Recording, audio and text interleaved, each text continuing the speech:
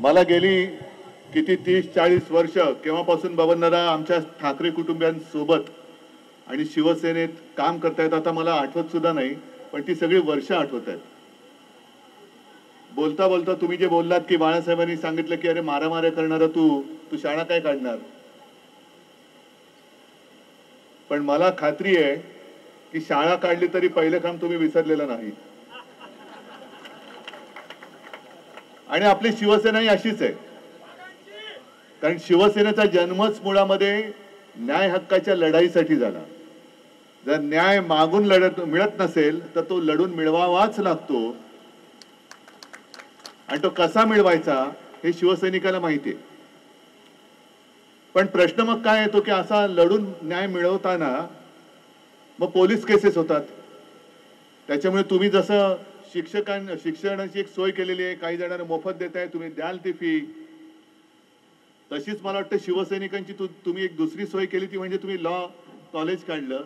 आता वकिलांची आपल्याकडे कमी नसेल, 500 वकील तर झालेलेच आहेत, आणखीन पुढचे इकडे बसलेले आहेत. म्हणजे दरवर्षी तुम्ही असे शेकड्यानो वकील हे नुसते शिवसेनेला नाहीत, नुसते महाराष्ट्राला नाही तर देशाला देणार आहात. आणि कॉलेज काढलं म्हणजे काम संपलं असं नाही. मी मगाशी सहज एक ऑफिस पाहिलं, तुमचं लायब्ररी पाहिली, आणि त्या लायब्ररीमध्ये जी काही वाक्य लिहिलेली आहेत त्या वाक्यांचं सुद्धा नुसतं एक पुस्तक केलं तरी मला असं वाटतं सगळा कायदा त्याच्यामध्ये आला. पण इथे हे सगळे विद्यार्थी आहेत, विद्यार्थिनी मोठ्या प्रमाणावरती आहेत. तर तुम्हाला सगळ्यांना सांगतो की आता सध्या जे काही देशामध्ये चाललेलं आहे, कायद्याचं राज्य चाललंय का काय कळत नाहीये, आणि न्यायदानाला जो विलंब होतोय, आपल्याला एक गोष्ट बरी वाटते की प्रत्येक वेळेला कोण ना कोणतरी मोठा निवृत्त न्यायाधीश असतील, कशाला काल परवाकडे आत्ताचे चीफ जस्टिस सुद्धा बोलले की न्यायदान हे वेळेवर झालं पाहिजे, आणि ते वेळेवर व्हायला पाहिजे. म्हणजे कसं व्हायला पाहिजे, मला वाटतं दसरा मेळाव्यात मी एक विनोद सांगितला होता की एका न्यायमूर्तींसमोर एक केस येते. न्यायमूर्ती सध्या त्या दिवशी त्यांचा मूड तेवढा काय बरा नसतो, ते विचारतात त्याला की कोणती केस आहे, विनयभंगाची केस आहे. तर विनयभंगाची केस म्हटल्यानंतर आधीच आणखीन पारा चढला, आणा आरोपीला समोर आणा. आणि समोर आणल्यानंतर बघतात काय, आरोपीच्या पिंजऱ्यात एक आजोबा काठी टेकत टेकत हळूहळू आले, आणि न्यायमूर्तीने विचारलं आरोपी कुठे, तर हेच आरोपी आहेत. जे भडकले न्यायमूर्ती त्यांनी सांगितले काय हो तुम्हाला लाज नाही वाटत, आजोबांच्या वयाचे झालं तुम्ही आणि नातीच्या वयाच्या मुलीची तुम्ही टिंगलटवाळी करता, शरम नाही वाटत तुम्हाला, वय तुमचं वय काय त्यांचं वय काय. मग त्या आजोबाने हळूहळू मान वर करत न्यायमूर्तीने सांगितलं की जेव्हा हा गुन्हा घडला ना तेव्हा मी सुद्धा त्याच वयाचा होतो, मी सुद्धा कॉलेजमध्ये होतो, मी सुद्धा 20च वर्षाचा होतो.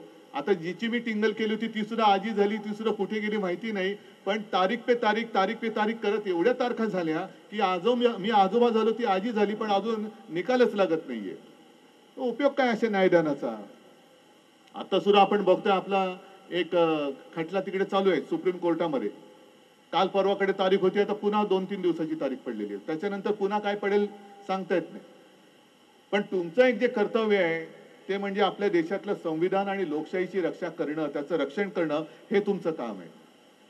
आम्ही ठीक आहोत, आपण तर काही वेळेला न्याय हक्कासाठी कायदा मोडतो, पण कायदा का मोडावा लागला, जर कायदा न्याय देत नसेल तर मी काय केलं पाहिजे, या सगळ्या गोष्टी फार मोठ्या आहेत.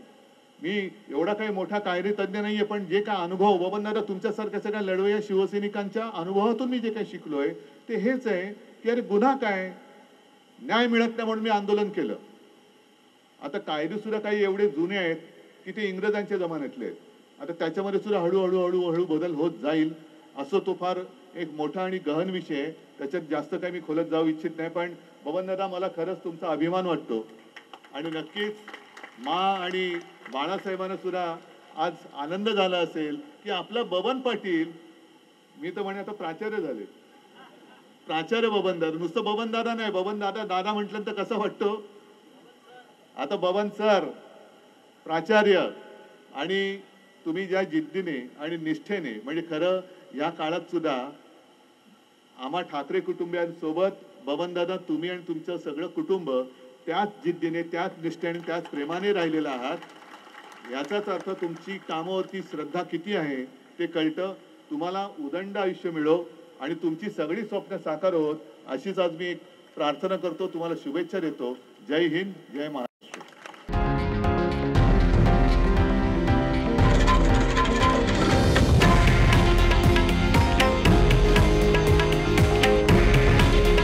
हे आहे देशातील नंबर 1 न्यूज नेटवर्क आणि आपण पाहत आहात TV9 मराठी.